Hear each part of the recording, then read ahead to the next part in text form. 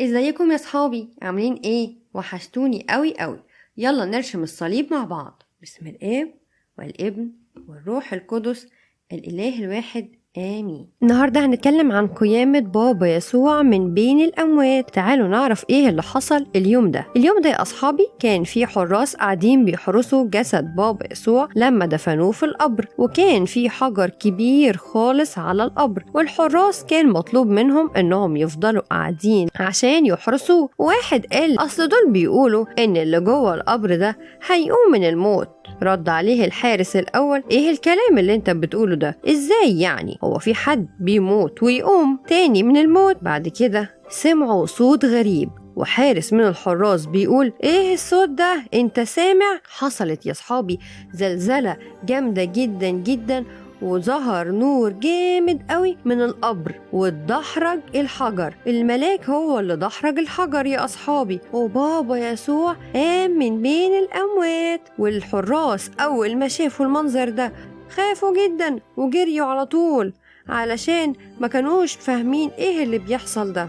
والمريمات يا أصحابي كانوا ماشيين في طريقهم للقبر، وكانوا بيقولوا: يا ترى احنا هنعرف نشيل الحجر ده الكبير خالص على القبر؟ طب احنا ازاي هنعمل كده؟ ده احنا لوحدنا. قامت ردت واحدة من المريمات بتقول: ما تخافيش، ربنا مش هيسيبنا. وهم في طريقهم وخلاص قربوا على القبر، شافوا الحراس عمالين يجروا يجروا يجروا وهم خايفين قوي. فالمريمات خافوا وراحوا على طول للقبر، لقوا الملاك موجود، واول ما شافوه قال لهم: ما تخافوش، انا عارف انكم جايين علشان تشوفوا يسوع المسيح، ليس هو هنا لكنه قام. يلا ادخلوا القبر وشوفوا المكان اللي ربنا كان نايم فيه. والحقيقة يا أصحابي إن المريمات ما كانوش فاهمين أي حاجة، وكانوا مستغربين جدا من كلام الملاك، ونسيوا كلام بابا يسوع لما قال لهم قبل كده إنه هيتصلب ويدفن وفي اليوم الثالث هيقوم.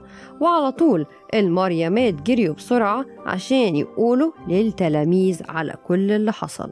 التلاميذ في الوقت ده يا أصحابي كانوا مستخبيين من اليهود، وكانوا كلهم متجمعين في العليقة. وعلى طول أول ما المريمات وصلوا عند التلاميذ، واحدة من المريمات قالت: يا بطرس يا يوحنا. رد بطرس وقال: ايه ده؟ في ايه الدوشة دي؟ ووطي صوتك شوية، انتي مش عارفة ان احنا مستخبيين من اليهود؟ ردت واحدة من المريمات وبتقول: يسوع المسيح قام من الأموات. يوحنا قال: يعني ايه قام؟ هو في حاجة اسمها ان الميت بيقوم من الموت؟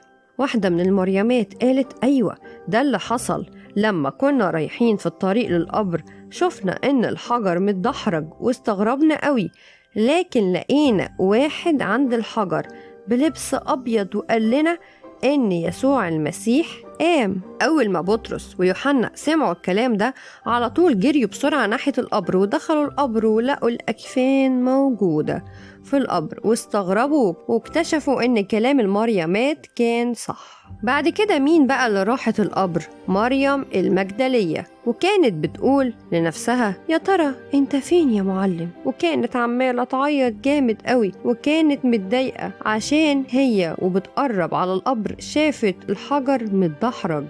أول ما مريم المجدلية وصلت عند القبر لقت الملاك بيقول لها: انتي ليه بتعيطي؟ مريم المجدلية قالت: أنا زعلانة قوي علشان أخدوا سيدي وأنا مش عارفة هو فين. جه من ظهرها مين كان واقف؟ بابا يسوع، وقال لها: ليه بتعيطي؟ هي بقى يا صحابي ما كانتش عارفة ان اللي واقف ده هو بابا يسوع، وكانت فاكراه البستاني. لفت مريم المجدلية واتكلمت معاه وقالت له: يا سيد، لو كنت شلت جسد يسوع قولي هو فين. وكانت برضو زعلانة قوي. رد بابا يسوع وقال لها: يا مريم.